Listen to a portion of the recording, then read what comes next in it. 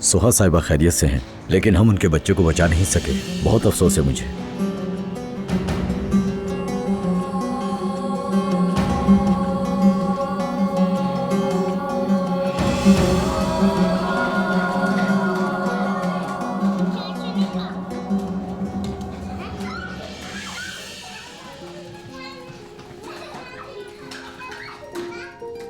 ईशा बेटी, मैंने कह दिया मुझे नहीं खाना ये।